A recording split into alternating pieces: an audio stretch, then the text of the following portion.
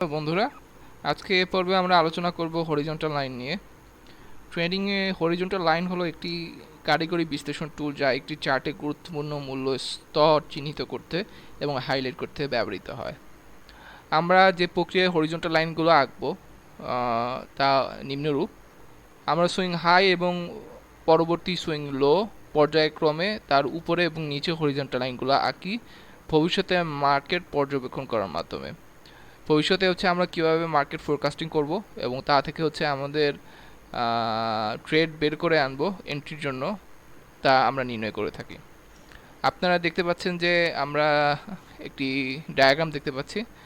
একটি monthly time ফ্রেমে আমরা যদি দেখি তাহলে আমরা সুইং হাই এবং পরবর্তী সুইং লোতে আমরা একটি হরিজন্টাল লাইন টেনেছি এবং পরবর্তী সুইং হাই এবং সুইং লো এর মাধ্যমে আমরা হরিজন্টাল লাইনগুলো এমনভাবে এঁকেছি যাতে আমরা ইকুয়ালি ডিস্ট্রিবিউটেড রেঞ্জ পাই।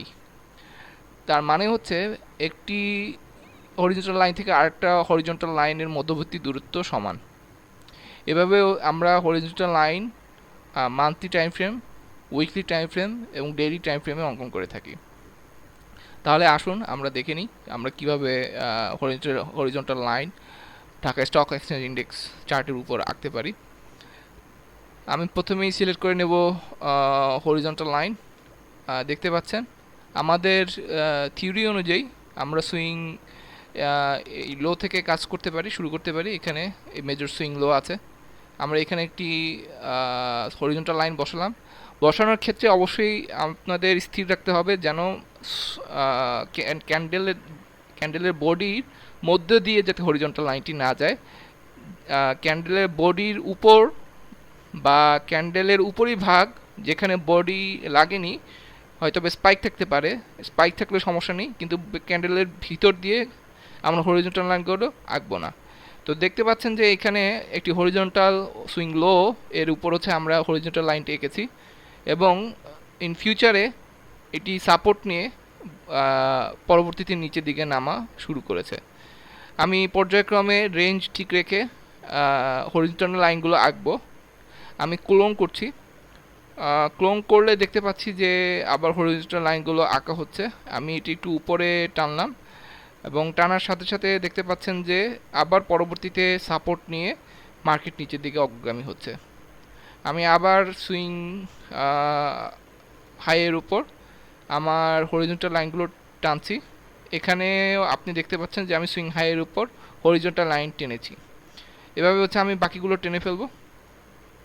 হরিজন্টাল লাইনগুলো টানার ক্ষেত্রে আপনার যেই জিনিসগুলো মাথায় রাখতে হবে যেন মিনিমাম 3 বার লাইনটি শক্তিশালী হওয়ার জন্য টাচ করতে হবে। এখানে 1 বার, 2 বার এবং 3 বার লাইন টাচ করেছে। আমরা আবার এঁকে নিচ্ছি। আমি এখানে উপরে আঁকলাম এবং দেখতে পাচ্ছেন যে এখানেও প্রায় 1 বার 2 বার করে হরিজন্টাল লাইন টাচ করেছে। যেহেতু মার্কেট নিচের দিকে ধাবমান, তাই আমি নিচেরগুলো এঁকে নিয়ে যাচ্ছি।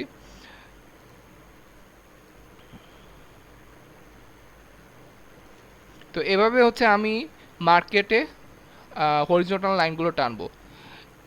আর আমাদের ইন ফিউচারে হরিজন্টাল লাইনগুলো আঁকার জন্য যে জিনিসটি আমরা করতে পারি সেটি মধ্যবর্তী রেঞ্জ একটা থেকে আরেকটা আমি মেপে আমি পরবর্তী হরিজন্টাল লাইনগুলো বসিয়ে দিতে পারি পর্যায়ক্রমে।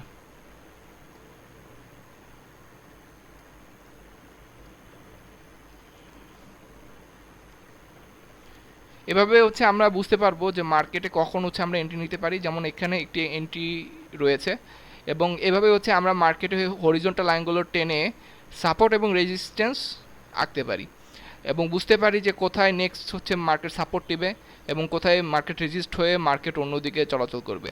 আপাতত মার্কেট বিয়ারিশ মুভ ফলো করছে। আমরা পরবর্তী পর্বে দেখব যে কিভাবে মার্কেটে ট্রেন্ড নির্ধারণ করা হয় এবং এই সাপোর্ট রেজিস্ট্যান্সের মাধ্যমে সহায়তা নিয়ে আমরা কিভাবে মার্কেটে ট্রেড করতে পারি। ট্রেড করার জন্য বিশেষভাবে ট্রেন্ড লাইন এবং হরিজন্টাল লাইন গুরুত্বপূর্ণ ভূমিকা পালন করে। সঠিকভাবে ট্রেন্ড লাইন আঁকতে গেলে অবশ্যই আপনাকে হরিজন্টাল লাইনগুলো হরিজন্টালি সমান রেঞ্জে প্লেস করতে হবে। সবাইকে ভিডিও দেখার জন্য ধন্যবাদ জানাচ্ছি।